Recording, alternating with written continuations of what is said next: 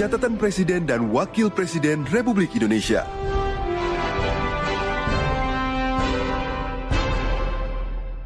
Presiden Prabowo Subianto meresmikan peletakan batu pertama pembangunan 13 proyek hilirisasi nasional fase 2 di Cilacap, Jawa Tengah.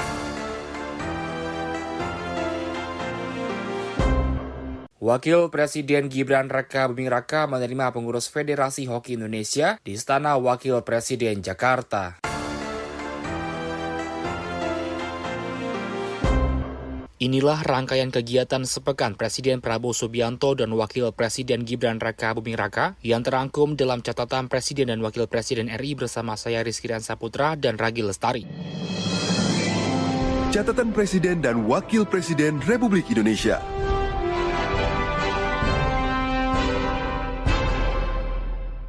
Senin 27 April 2026, Presiden Prabowo Subianto melantik sejumlah pejabat negara di Istana Negara Jakarta. Pelantikan tersebut mencakup pejabat setingkat menteri dan wakil menteri, serta sejumlah pimpinan lembaga di lingkungan pemerintahan. Dalam kesempatan itu, Presiden melantik Muhammad Jumhur Hidayat sebagai Menteri Lingkungan Hidup, sekaligus Kepala Badan Pengendalian Lingkungan Hidup, dan Hanif Faisal Nurrafiq sebagai Wakil Menteri Koordinator Bidang Pangan. Pengangkatan keduanya didasarkan pada keputusan Presiden Republik Indonesia nomor 51/P tahun 2026 tentang pemberhentian dan juga pengangkatan menteri serta wakil menteri negara Kabinet Merah Putih periode 2024-2029. Selain itu, Presiden juga melantik Dudung Abdurrahman sebagai Kepala Staf Kepresidenan, Muhammad Kodari sebagai Kepala Badan Komunikasi Pemerintah, dan Abdul Qadir Karding sebagai Kepala Badan Karantina Indonesia. Pelantikan ditandai dengan pengucapan sumpah jabatan yang dipandu langsung oleh Presiden Prabowo Subianto. Sebelum saya mengambil sumpah,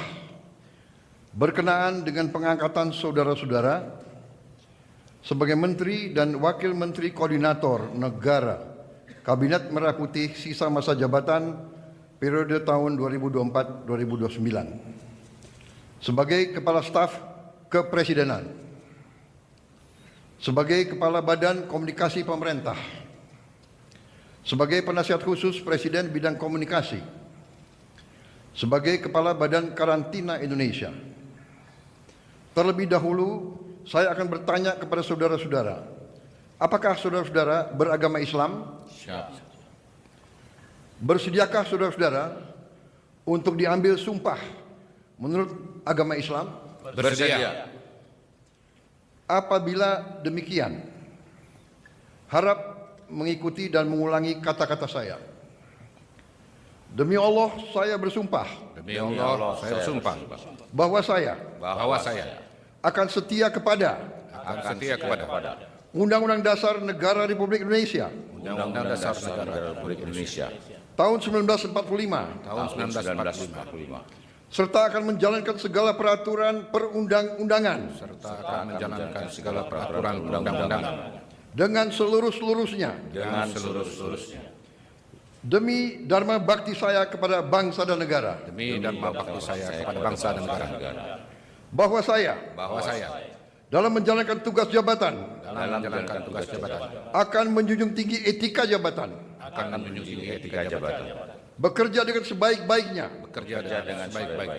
dengan penuh rasa tanggung jawab.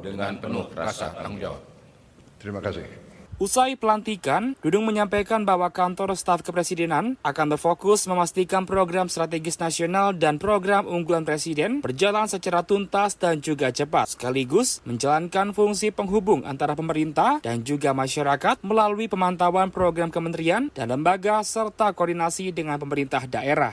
Sebagai KSP tentunya nanti saya sebagai penghubung antara masyarakat dengan pemerintah, sehingga apa yang menjadi keluhan-keluhan ini saya akan buka 24 jam laporan-laporan dari masyarakat, termasuk mengevaluasi dan memonitor program-program kementerian lembaga, termasuk bekerja sama dengan kementerian dan pemerintah-pemerintah daerah, sehingga jangan sampai ada hal-hal yang menjadi prioritas presiden kemudian terjadi masalah-masalah birokrasi.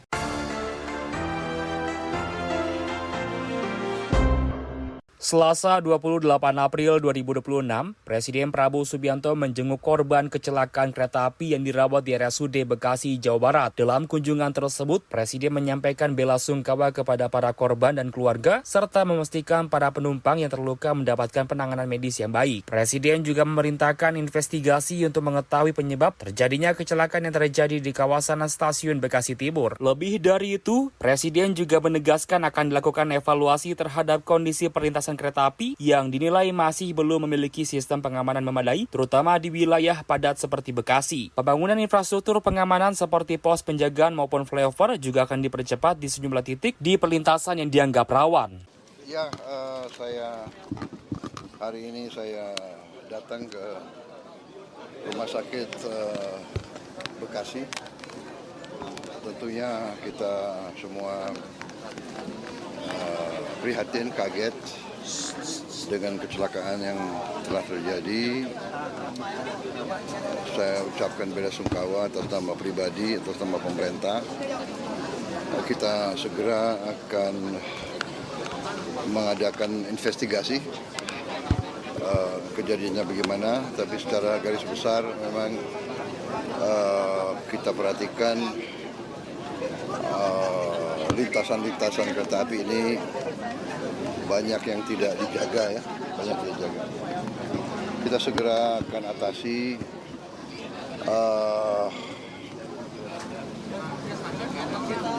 Pemerintah daerah Bekasi telah mengajukan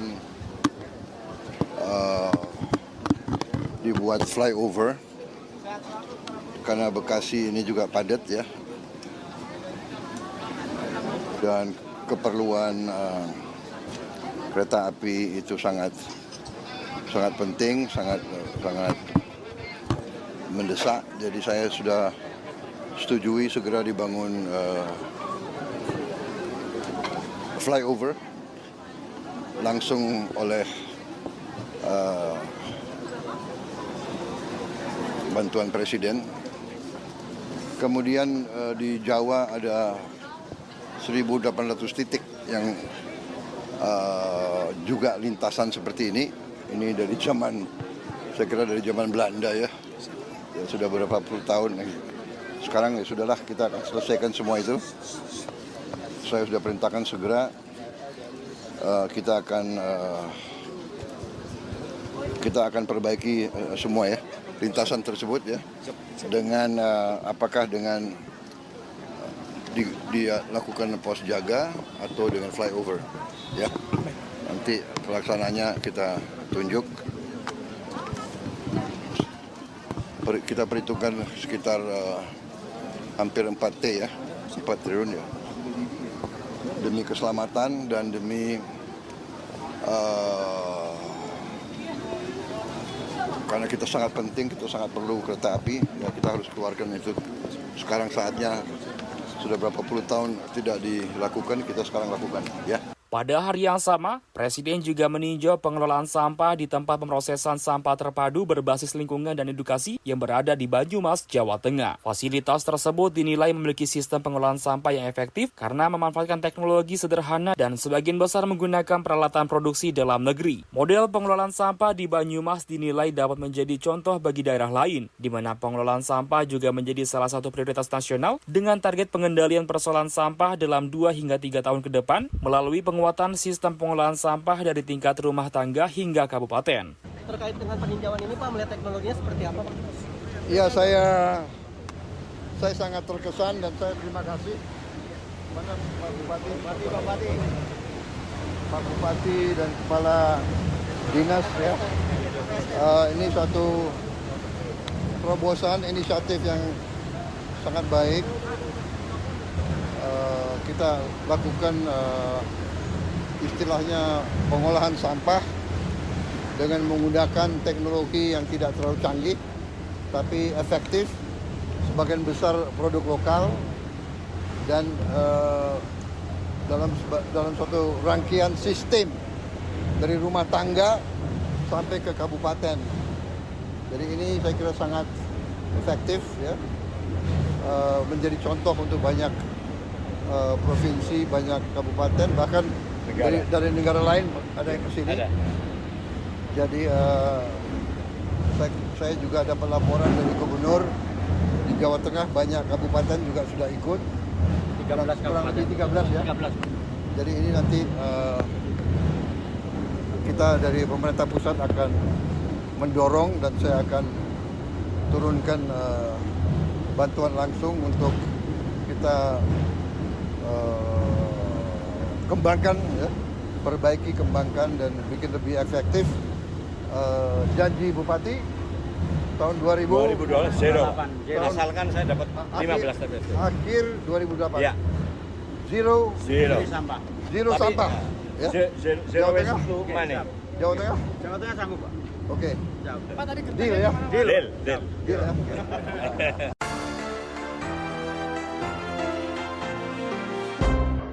Rabu 29 April 2026, Presiden Prabowo Subianto meresmikan peletakan batu pertama pembangunan 13 proyek hilirisasi nasional fase 2 di Cilacap, Jawa Tengah. Total nilai investasi dari proyek-proyek tersebut mencapai sekitar 116 triliun rupiah dan mencakup sektor energi, logam dan mineral, material konstruksi, serta agroindustri. Presiden Prabowo menyampaikan program hilirisasi ini bertujuan menurunkan ketergantungan impor, memperkuat rantai pasok industri nasional, serta meningkatkan nilai tambah sumber daya alam dalam negeri. Selain itu, proyek tersebut juga diharapkan dapat membuka lapangan kerja dan mendorong aktivitas ekonomi di berbagai daerah. Beberapa proyek yang mulai dibangun antara lain pengembangan fasilitas kilang gasolin di Dumai dan Cilacap, lalu pembangunan terminal bahan bakar minyak di Palaran, Biak, dan Maumere, serta pengembangan fasilitas pengolahan batu bara menjadi dimethyl ether atau DME di Tanjung Enim untuk mendukung substitusi impor LPG. Pada siang hari ini, dalam acara yang menurut pendapat saya cukup bersejarah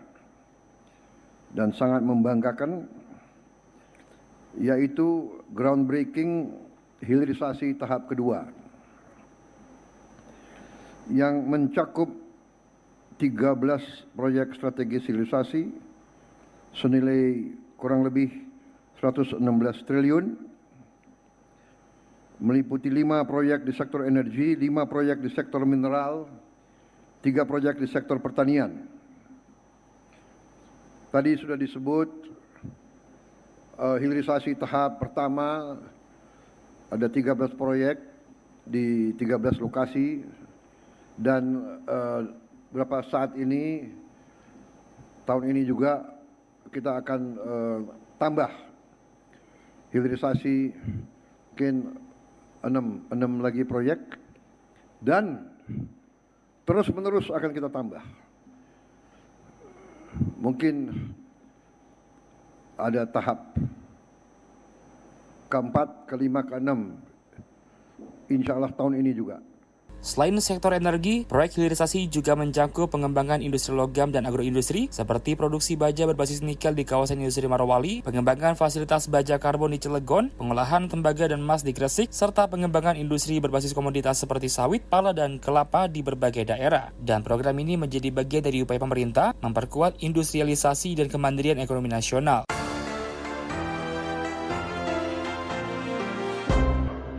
Kamis 30 April 2026, Presiden Prabowo Subianto memberikan taklimat kepada sekitar 1.500 komandan satuan TNI dan unsur terkait di Universitas Pertahanan, Kabupaten Bogor, Jawa Barat. Kegiatan ini diikuti jajaran pimpinan TNI dari tingkat tertinggi hingga komando satuan di seluruh Indonesia. Peserta yang hadir terdiri atas Kepala Staf Angkatan, Panglima Komando Utama, hingga Komandan Satuan setingkat Komandan Batalion. Kehadiran Presiden di lokasi disambut para komandan dengan lagu Maju Tak Gentar dan juga Garuda Pancasila. Memasuki inti acara, para peserta bersama-sama menyanyikan Mars TNI serta Mars masing-masing matra, yaitu Angkatan Darat, Angkatan Laut, dan juga Angkatan Udara. Kegiatan dilanjutkan dengan laporan dari Panglima TNI Agus Subianto kepada Presiden Prabowo Subianto. Adapun sejumlah pejabat negara turut hadir, antara lain Menko Polkam Jamari Caniago, Menteri Pertahanan Safri Samsudin, Mendagri Tito Karnavian, Menteri SDM Bahlil Lahadalia, serta Sekretaris Kabinet Teddy Indriwijaya. Dan rangkaian kegiatan ditutup dengan jamuan santap siang bersama Presiden Prabowo Subianto dan para peserta.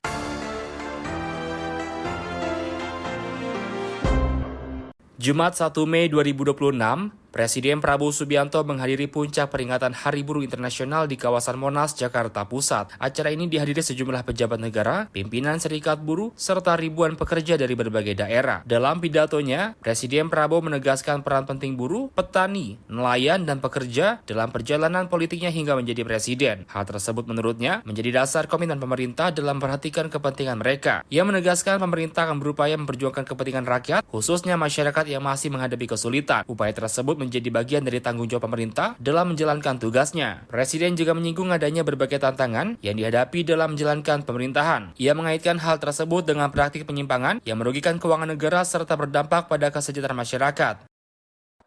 Saudara-saudara, hari ini adalah hari perjuangan kaum buruh. Saudara-saudara, saya ucapan terima kasih atas undangan kepada saya untuk hadir hari ini bersama saudara-saudara sekalian. Ini kehormatan bagi saya. Terima kasih. Saya merasa bahwa kaum buruh selalu mendukung saya sekian kali dan saya merasa jadi presiden karena dukungan kaum buruh. Kaum tani, kaum nelayan, kaum pekerja seluruh Indonesia, dan saya bertekad, saya bersumpah untuk berjuang untuk kepentingan seluruh rakyat Indonesia dan terutama mereka-mereka yang hidupnya masih sulit. Itu adalah tugas saya, itu adalah tugas pemerintah yang saya pimpin, dan itu adalah tekad kami. Kami tidak akan gentar, kami tidak akan menyerah, kami tidak akan ragu-ragu untuk membela kepentingan rakyat Indonesia. Saudara-saudara sekalian, saya kira dalam 1 tahun ini, saudara-saudara bisa menilai kebijakan-kebijakan yang diambil oleh pemerintah yang saya pimpin adalah kebijakan-kebijakan yang membela seluruh rakyat Indonesia.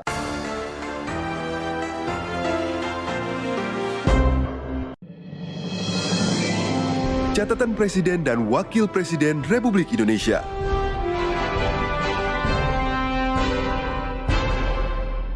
Senin 27 April 2026, Wakil Presiden Gibran Rakabuming Raka menerima silaturahmi keluarga besar Pondok Pesantren Miftahul Huda II, Bayasari, Ciamis di Istana Wapres, Jakarta Pusat. Pertemuan ini menjadi bagian dalam memperkuat pembangunan sumber daya manusia unggul melalui peningkatan kualitas pendidikan termasuk di lingkungan pesantren serta pemanfaatan teknologi digital. Audiensi dipimpin oleh Dewan Kiai yaitu Kiai Haji Iqbal Sihabuddin yang berlangsung dalam suasana hangat dan penuh keakraban.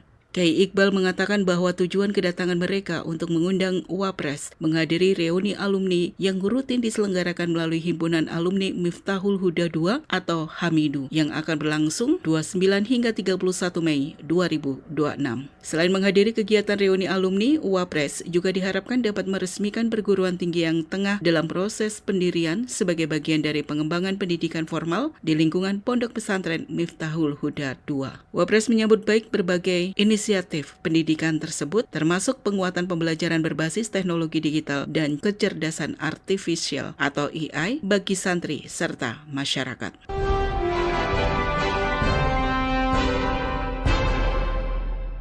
Selasa 28 April 2026, Wakil Presiden Gibran Rakabuming Raka menerima audiensi pimpinan wilayah Gerakan Pemuda Ansor Provinsi Jawa Tengah di Istana Wakil Presiden, Jakarta Pusat. Pertemuan ini membahas upaya peningkatan literasi digital generasi muda sejalan dengan program pemerintah dalam memperkuat kualitas sumber daya manusia atau SDM khususnya di bidang teknologi melalui pembangunan laboratorium digital dan pelatihan kecerdasan artifisial atau AI.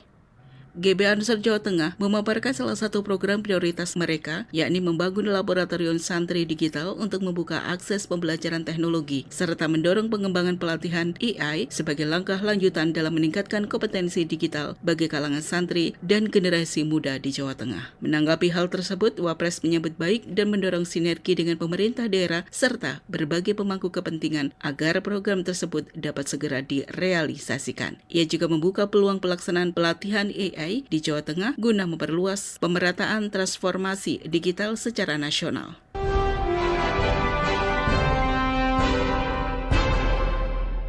Kamis 30 April 2026, Wakil Presiden Gibran Rakabuming Raka mengunjungi perguruan Islam Pondok Tremas di Tremas Arjosari, Pacitan, Jawa Timur. Kunjungan ini menjadi salah satu ajang silaturahmi para kiai dan santri sekaligus kesempatan bagi Wapres untuk memantau langsung pelaksanaan pelatihan kecerdasan buatan atau AI dan robotika bagi para santri. Dalam kunjungan ini, Wapres melihat langsung proses dan hasil pembelajaran, berdialog dengan para santri serta memastikan program pelatihan berjalan optimal dan memberi manfaat nyata dalam meningkatkan kapasitas literasi teknologi di lingkungan pondok. Wapres mengingatkan bahwa belajar robotik, belajar AI, dan belajar coding penting sekali untuk mengasah berpikir kritis dan berpikir komputasional santri agar mereka tidak hanya menjadi pengguna tetapi juga pencipta teknologi. Dalam sesi dialog dengan santri, Wapres sempat menanggapi kegelisahan salah satu santri yang mengaku khawatir dengan pengembangan teknologi. Santri tersebut menyampaikan ketakutannya bahwa kelak setelah lulus banyak pekerjaan akan tergantikan oleh robot dan kecerdasan buatan. Menjawab hal itu, Wapres menegaskan bahwa manusia tetap memegang peran utama di balik teknologi. Wapres menekankan bahwa kunci menghadapi perubahan adalah kesiapan untuk terus belajar dan beradaptasi.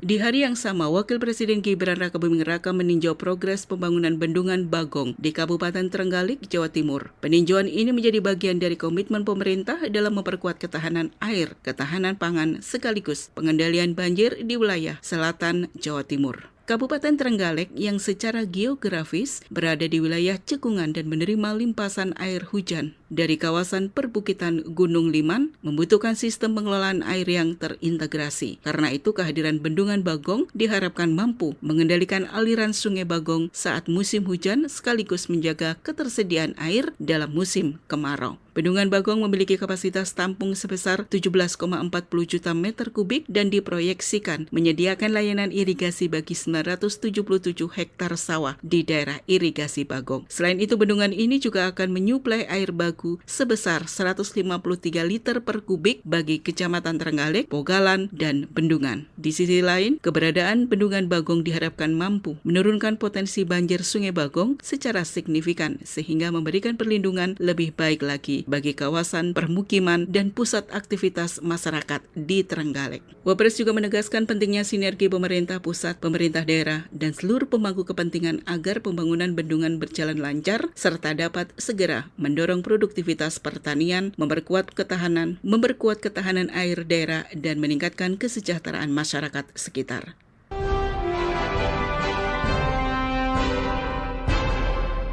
Usai melaksanakan sejumlah kegiatan di Kabupaten Trenggalek, Wakil Presiden Gibran Rakabuming melanjutkan rangkaian agenda kunjungan kerjanya di Provinsi Jawa Timur dengan mengunjungi Kabupaten Sidoarjo pada Kamis 30 April 2026.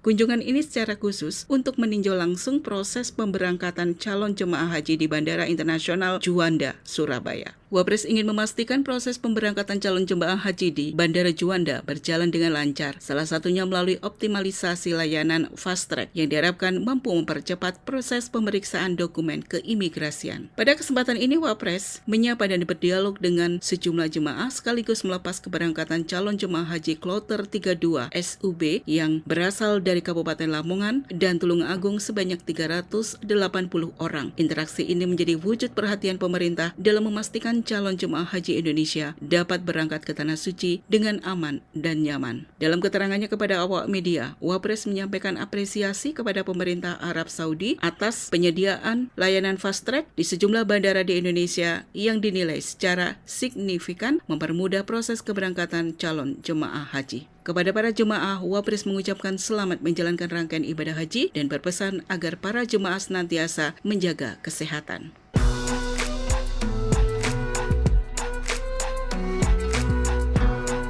Terima kasih saya ucapkan kepada pemerintah Arab Saudi yang sudah banyak membantu dengan pelayanan fast track ini. Saat ini ada di Surabaya, Jakarta, Solo, dan Makassar.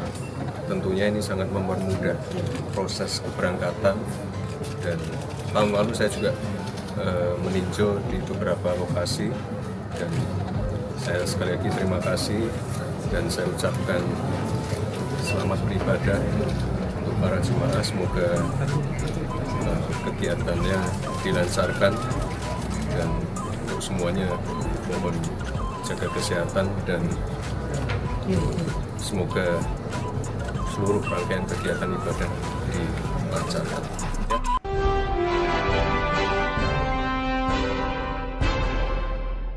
Demikian rangkaian kegiatan sepekan Presiden Prabowo Subianto dan Wakil Presiden Gibran Raka Buming Raka yang terangkum dalam catatan Presiden dan Wakil Presiden RI bersama saya Rizky Saputra, Ragi Lestari, dan tim Istana melaporkan. Catatan Presiden dan Wakil Presiden Republik Indonesia.